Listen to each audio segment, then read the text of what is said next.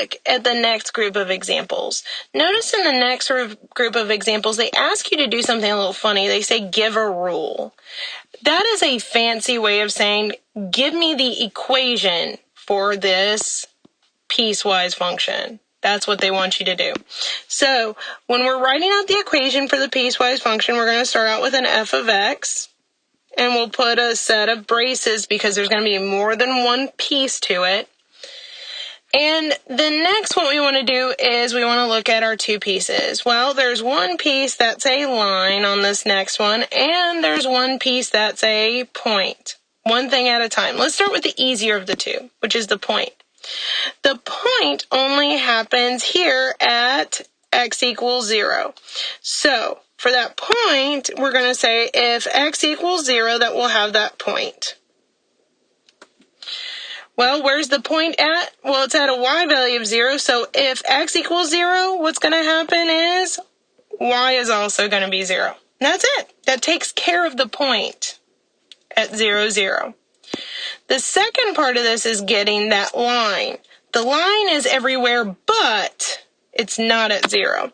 So we're going to go ahead and say everything but 0. So we're going to say if x doesn't equal 0, then we'll have that line. Well, what kind of line is that? It's a horizontal line, which means it's a constant line, which means it's just a line that's a number. Well, what number is it? It's over at 1, so anywhere at 0, we land on that line at 1. That's what we've got.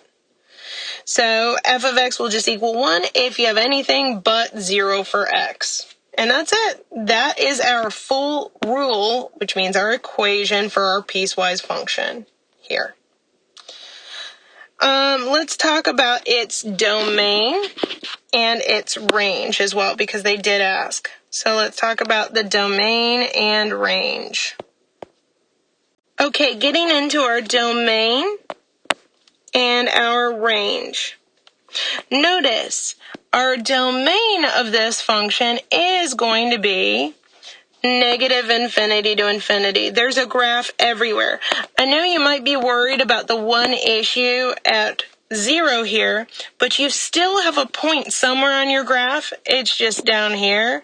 So as long as you have a point everywhere, somewhere on your graph, your domain will be what we have, which is negative infinity to infinity. However, your range is a little different. Your range is only the values that you're getting out. And notice the only values you're able to get out are 1 and 0. Those are the only two numbers you can possibly get out. So our range is only going to be 0 and 1.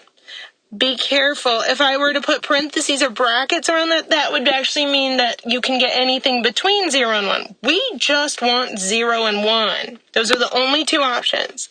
When you have just a couple specific options, remember we use our braces, not parentheses or brackets.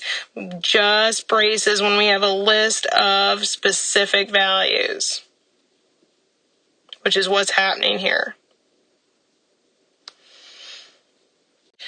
Next, let's take a look at B. In B, we want to start off the same way, which is writing out our piecewise function f of x in two parts. And we have two pieces. We have, let's start with the one on the left here first, which notice it starts at negative infinity and works its way up to negative 1.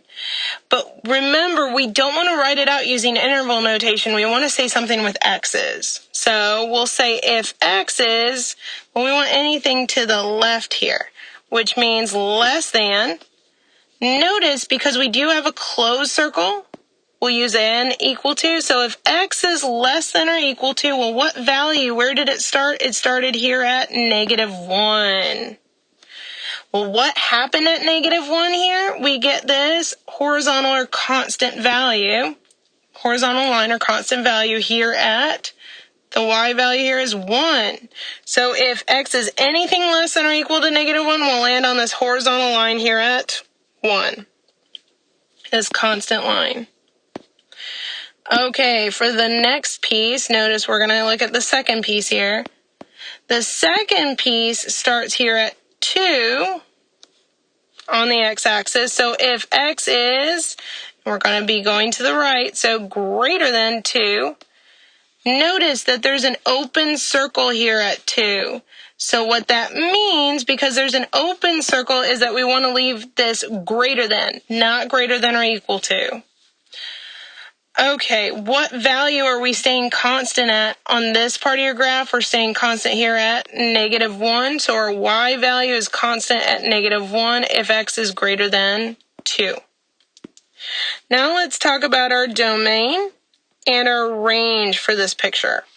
Our domain is where do we have a picture from left to right? Well, if you look at our picture from left to right, there's a part where we're going from -infinity all the way up to where our graph, the first piece ends, which happens at -1 on the x-axis.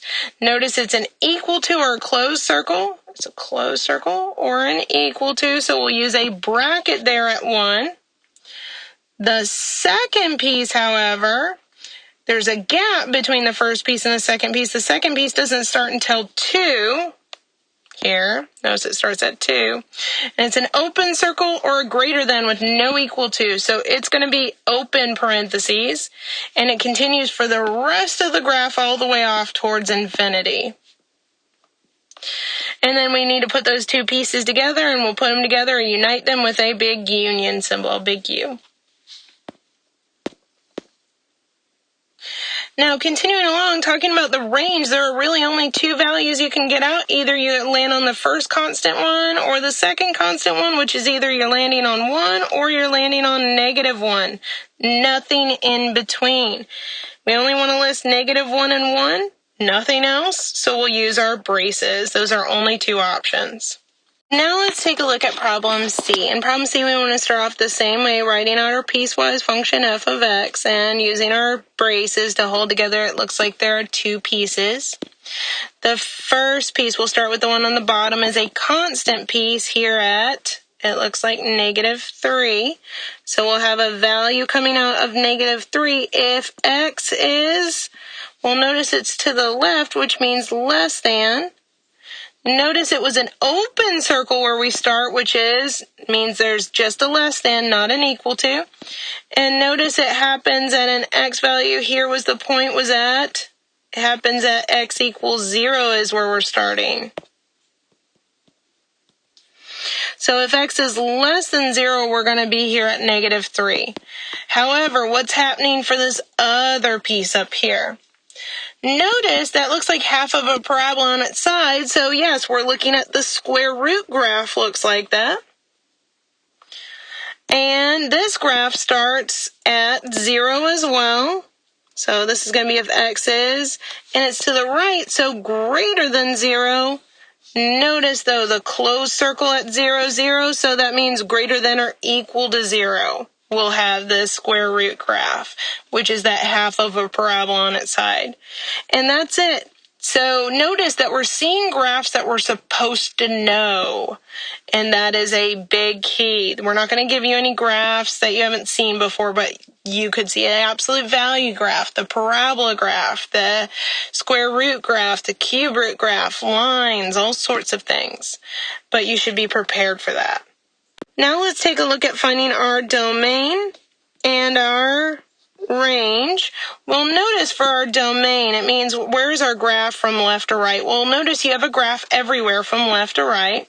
So that means our domain is going to be -infinity to +infinity. And you may be worried about in the middle what you have going on in 0, but you do have a point somewhere at 0. It just happens to be on the square root graph. That's why you have an equal to there. So we shouldn't be worrying about it. There is technically a point there. It doesn't matter that it's not continuous there, that you had to pick up your pencil. What does matter is that there's a point somewhere. The range is going to look a little funny here. The range has one value here at -3 that's kind of off by itself. So we need to have a value of -3 just by itself. And I also need to use this second part, which starts at 0 and continues up forever. And how we'd write that part out is 0 to infinity. Notice there is that point there at 0, 0, so it would be a bracket. Now, I know this looks funny because you've got the set braces and you got the interval notation, but they're two separate pieces. We need to put them together, just like before we do it with the little u. And that's okay. What it's saying is I have one little isolated value, the -3, that's kind of off by itself, but I also have a whole stream of values here starting at 0 that I can get out as well when I get to that square root graph. But that's it.